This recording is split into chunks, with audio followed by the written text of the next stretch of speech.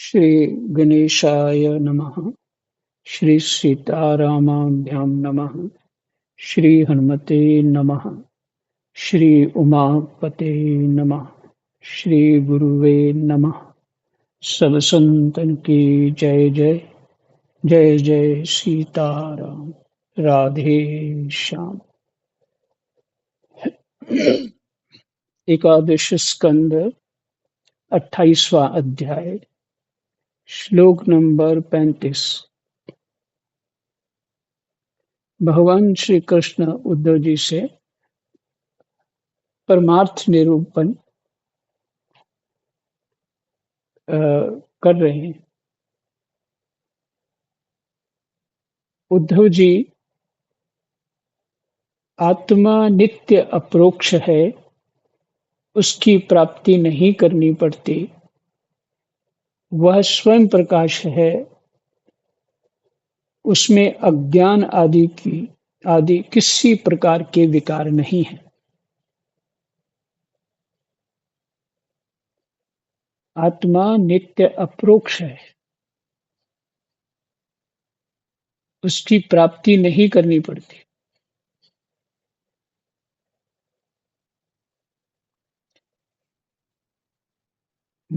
ये तो समझ में आ ही रहा है कि आत्मा है तो सब कुछ है। तो आत्मा की प्राप्ति या परमात्मा की प्राप्ति नहीं करनी पड़ती। वो तो प्रत्यक्ष है, परोक्ष है, अपरोक्ष है। परोक्ष नहीं, अपरोक्ष है।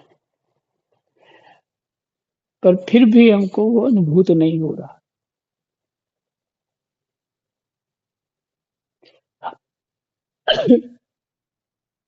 उद्धव जी, आत्मा नित्य अपरोक्ष है, उसकी प्राप्ति नहीं करनी पड़ती। वह स्वयं प्रकाश है, उसमें अज्ञान आदि किसी प्रकार के विकार नहीं है।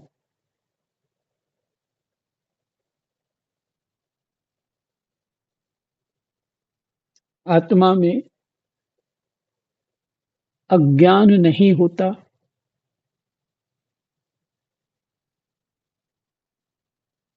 वह स्वयं प्रकाश है।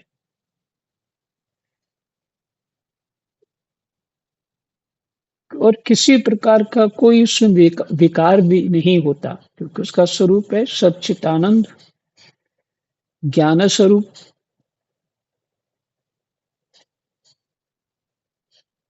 वह जन्म रहित है, अर्थात कभी किसी प्रकार भी वृत्ति में आरूढ़ नहीं होता। वह जन्म रहित है, अर्थात कभी किसी प्रकार भी वृत्ति में आरूढ़ नहीं होता।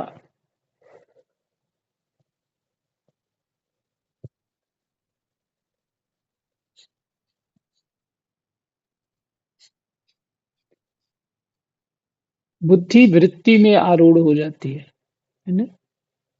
पर आत्मा नहीं होता।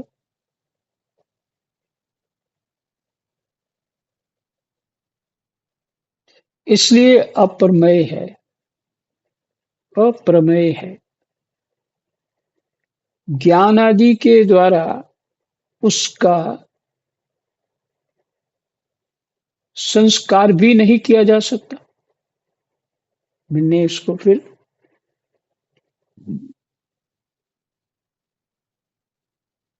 जिसमें कुछ बदलाव होता ही ना हो, उसका संस्कार कैसे हो सकता है?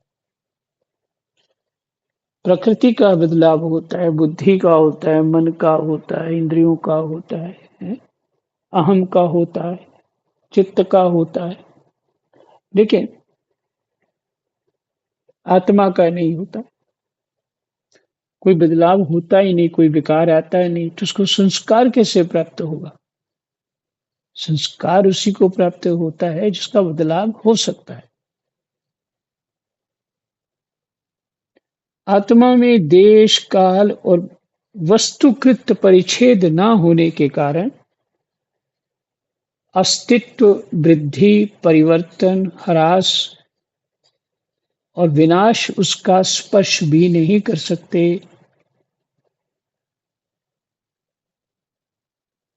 इसका एक स्पष्ट अर्थ यहाँ हो गया कि हम अभी आत्मा को सत्संग सुना रहे हैं कि बुद्धि को सुना रहे हैं कि मन को सुना रहे हैं।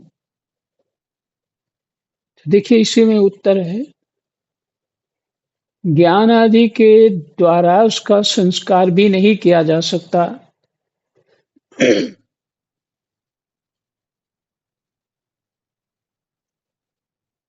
आत्मा संस्कार तो उसका किया जा सकता है जिसकी स्थिति बदल जाती है, का तो ही संस्कार किया जा सकता है। संस्कार मैंने ज्ञान दिया जा सकता है, या अज्ञान दिया जा सकता हो या ज्ञान दिया जा सकता हो, ये संस्कार हो गया। ये संग से भी संस्कार प्राप्त हो जाता है, किसी देश काल में रहने से भी संस्कार प्राप्त हो जाता है, बदल जाती स्थिति। पर आत्मा में ऐसा कुछ नहीं होता है।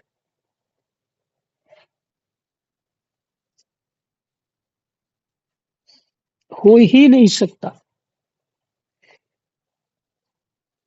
तो ये हमारी आत्मा खुश हो रही है कि बुद्धि खुश हो रही है कि हमारा मन प्रसन्न हो रहा है।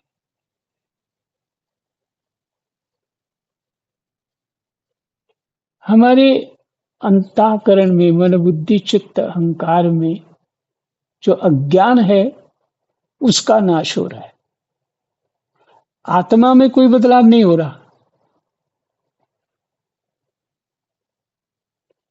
मन शुद्ध हो रहा है, चित्त शुद्ध हो रहा है, बुद्धि शुद्ध हो रही है और अहंकार शुद्ध हो रहा है। अहंकार ने अपने आप को कुछ और मान रखा है, इसलिए उसका संस्कार जो बदल गया, उसको ठीक किया जा रहा है, शुद्ध किया जा रहा है।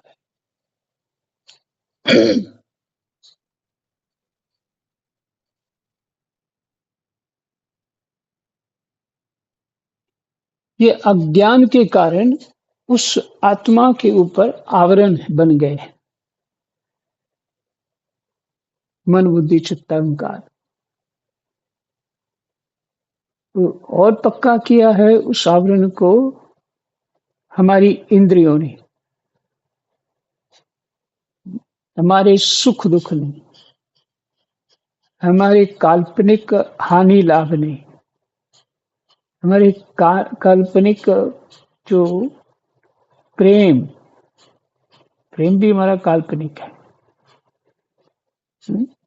ये मानते हैं ना भी प्रेम है, उससे नहीं, वो आसक्ति। प्रेम तो शुद्ध चेतन वस्तु है, उससे वो भक्ति में परमात्मा के लिए हो सकता है, जगत में कहीं और उसको लागू ही नहीं किया जा सकता। शुद्ध शुद्ध स्थिति प्रेम।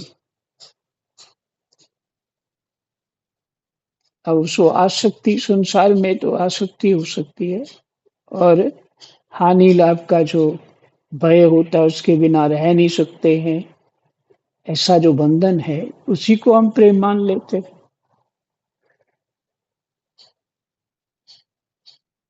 बंधन को ही प्रेम मान ले रहे हैं, ये स्थिति है। तो इन सब को ज्ञान के द्वारा शुद्ध किया जाता है।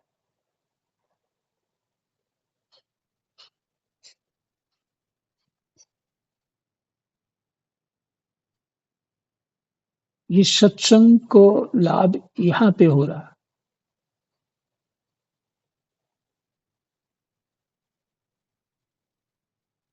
सत्संग का केवल इतना ही लाभ नहीं है, सत्संग भगवान में प्रेम भी देता है, ज्ञान भी देता है, और उसी प्रेम का नाम है भक्ति। सत्संग ज्ञान, वैराग्य और भक्ति देता है।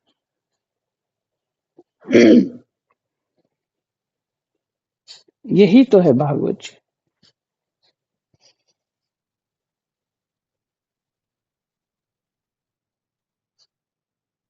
इसलिए आत्मा का कोई संस्कार नहीं हो सकता ज्ञान आदि के द्वारा। आत्मा में देश काल और वस्तुकृत परिच्छेद न होने के कारण, वस्तुकृत परिच्छेद न होने के कारण अस्तित्व, वृद्धि, परिवर्तन, ह्रास और विनाश उसका स्पर्श भी नहीं कर सकते।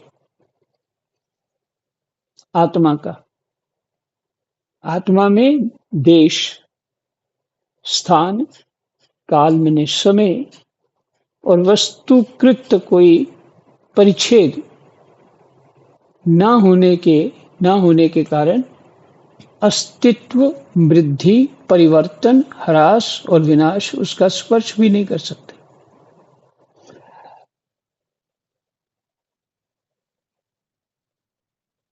जैसे आकाश के जो विकार हैं, वो आकाश को कोई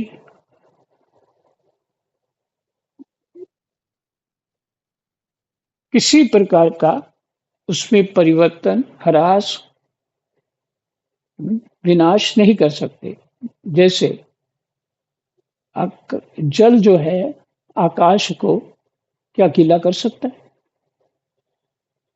नहीं। अच्छा, पृथ्वी की गंध क्या आकाश को प्रभावित कर सकती है? नहीं। फिर दो दो और रह गई। अग्नि क्या आकाश को जला सकती है? नहीं। और ना ही अग्नि का रूप जो उसके गुण है वो आकाश को दिखा भी नहीं सकती। इसी तरह वायु अ, का गुण स्पर्श क्या आकाश को ठंडा कर सकती है कि या गर्म कर सकती है या स्पर्श कर सकती है? नहीं कर सकती। इसी तरह आत्मा को कोई कुछ नहीं कर सकता, किसी तरह में से भी बदलाव नहीं कर सकता उसमें। तो आत्मा सदा ही एक रस रहता है।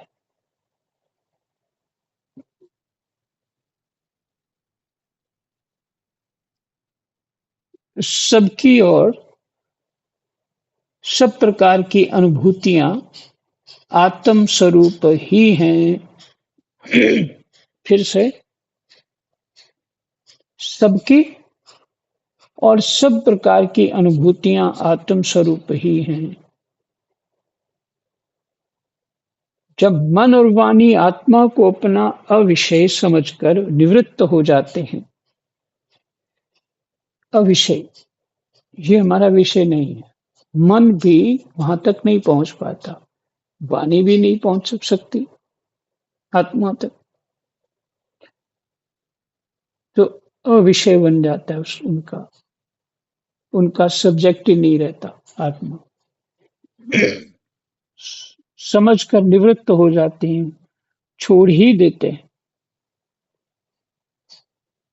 मन और वाणी छोड़ ही देते हैं, तब वही सजातीय, विजातीय और स्वगत भेद से शून्य एक अद्वितीय रह जाता है।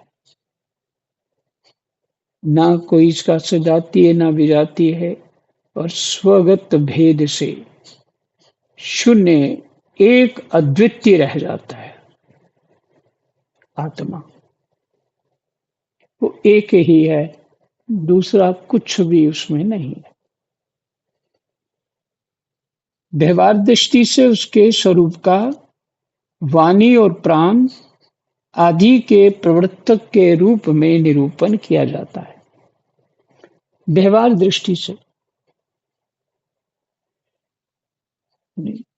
जो शरीर है तो वहां व्यवहार ही चलता है, तो व्यवहार में ये बातें भी आती है, सुनना, बोलना, देखना, सूंघना, ये व्यवहार दृष्टि है। चलना फिरना, बातचीत करना,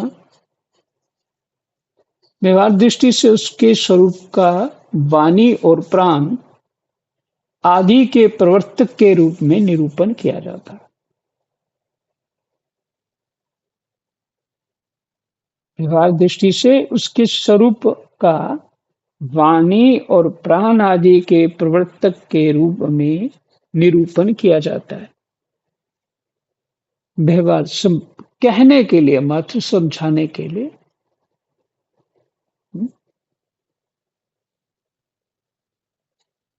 कहीं पे कह दिए प्राण ही तुम्हारा आत्मा है ना, ऐसे कहीं कहीं से बातचीत, प्राण ही निकल गए।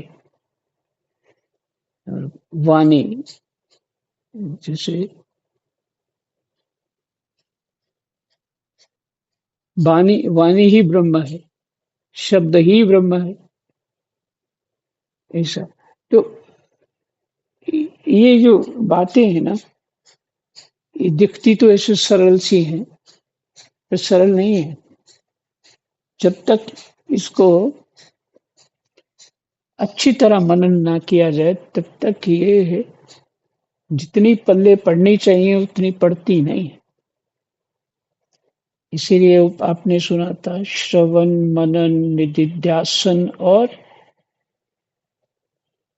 स्वानुभूति, ये गुरु द्वारा प्रदत्त होती है।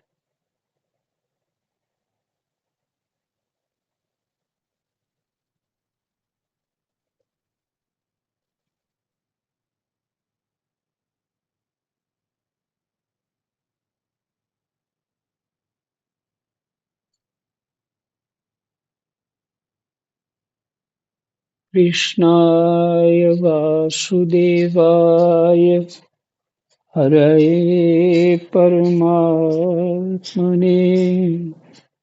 प्रणतः क्लेशनाशाय गोविंदाय नमो नमः।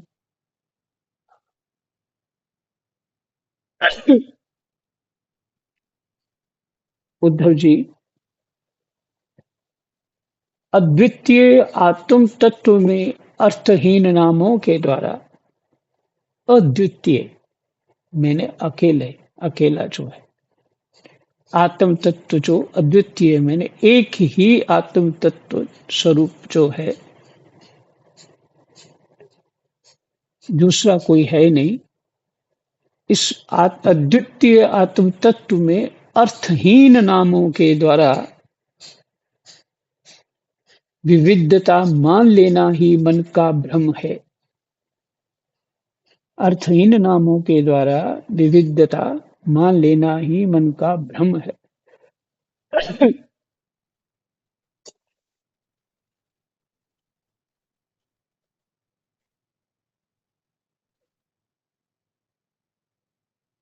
अद्वितीय आत्म तत्व में अर्थहीन नामों के द्वारा विविधता मान लेना ही मन का भ्रम है, अज्ञान है। सचमुच ये बहुत बड़ा मोह है, क्योंकि अपने आत्मा के अतिरिक्त उस भ्रम का भी और कोई अधिष्ठान नहीं है।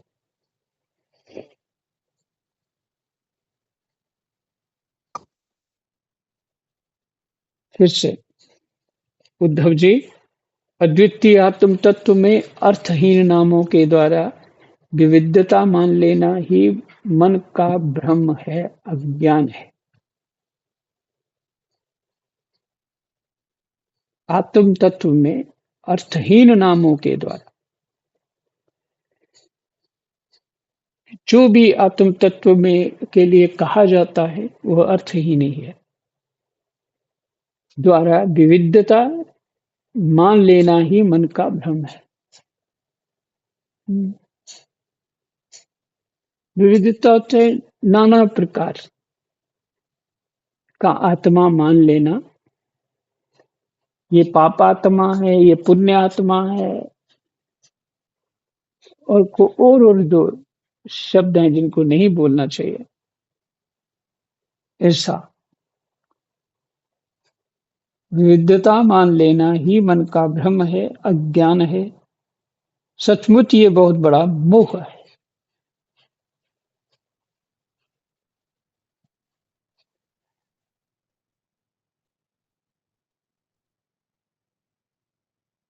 अज्ञान है, सचमुच ये बहुत बड़ा मोह है। क्योंकि अपने आत्मा के अतिरिक्त उस ब्रह्म का भी और कोई अधिष्ठान नहीं है। अधिष्ठान तो आत्मा ही है, जो भ्रम हो रहा है उसका अधिष्ठान आत्मा है। अधिष्ठान सत्ता में अध्यस्त की सत्ता है। अधिष्ठान सत्ता में अध्यस्त की सत्ता है ही नहीं।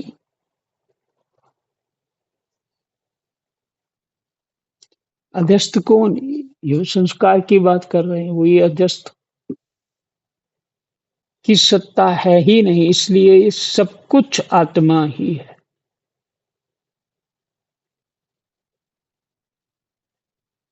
घुमा घुमा के बात हो रही है, पर हो रही है कि बुद्धि हमारी ज्यादा उसमें लगे, ताकि हम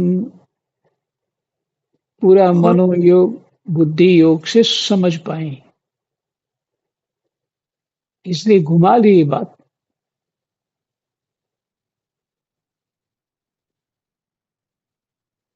अधिष्ठान सत्ता में अध्यस्त की सत्ता है ही नहीं,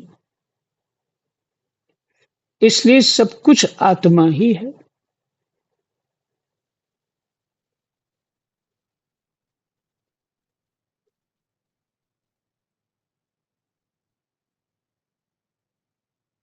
ये मत मान लीजिए कि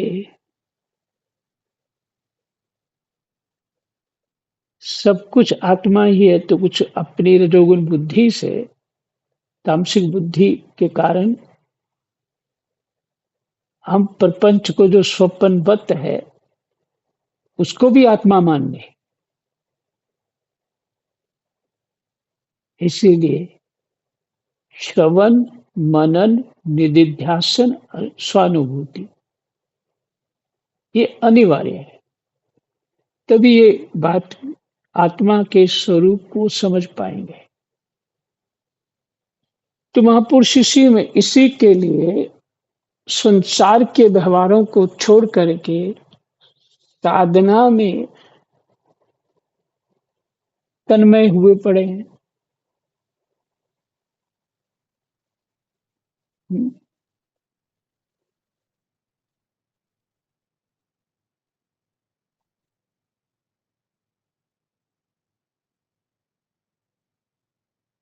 तभी समझ में आएगा। फिर लिख सुनिए। अधिष्ठान सत्ता में अध्यस्त की सत्ता है ही नहीं, इसलिए सब कुछ आत्मा ही है। बहुत से पंडिताभिमानी लोग ऐसा कहते हैं कि ये पांच भौतिक द्वैत विभिन्न नामों और रूपों के रूप में इंद्रियों के द्वारा ग्रहण किया जाता है, इसलिए सत्य है। हाँ, अब बात खोल रहे हैं। बहुत से पंडिताभिमानी, माने जिसको पंडित उसको कहते हैं जिसको पूरा ज्ञान है, कि हाँ मुझे बिल्कुल सही ज्ञान है, उनको पंडिताभिमानी कहेंगे। अपनी पंडिताई, अपने विचार अनुभूति का जो ये समझ लेता है कि हाँ मुझे जानकारी है, उसी को कहा जाता है पंडिताभिमानी। लोग ऐसा कहते हैं कि ये पांच भौतिक द्वैत विभिन्न नामों और रूपों के रूप में, विभिन्न नामों और रूपों के रूप में इंद्रियों के द्वारा ग्रहण किया जाता है। पांच भौतिक द्वैत।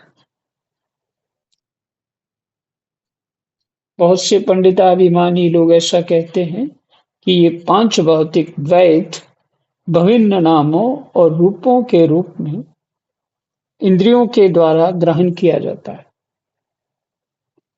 इसलिए सत्य है।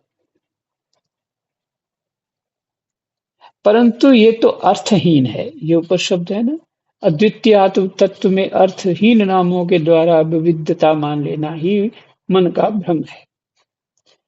तो यहाँ इससे सिद्ध हो रहा है, परंतु ये तो अर्थहीन है, वाणी का आडंबर मात्र है, क्योंकि तत्वता तो इंद्रियों की पृथक सत्ता ही सिद्ध नहीं होती।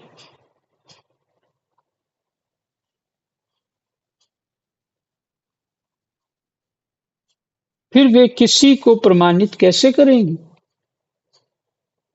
जो हमारी ज्ञान इंद्रियां हैं, उनकी सत्ता ही सिद्ध नहीं होती है, तो उनका प्रमाण कैसे माना जाएगा? वो तो कारण ही अज्ञान का है। इंद्रियां कारण ही अज्ञान के, तो उसको उसकी प्रमाणिकता कैसे मानी जाएगी?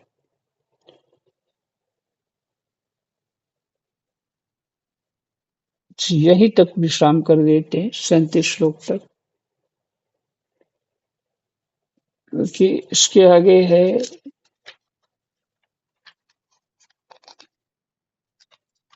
श्री राम, क्योंकि बुद्धि पे जोर डाल रहा है और थकाने वाला है, तो थोड़ा ही ठीक है।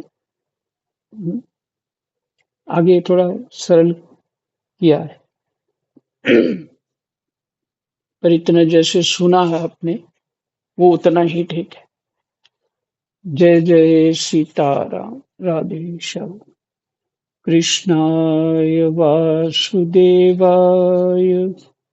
हरये परमात्मने, प्रणतः क्लेशनाशाय, गोविन्दाय नमः। गोविन्दाय नमो नमः।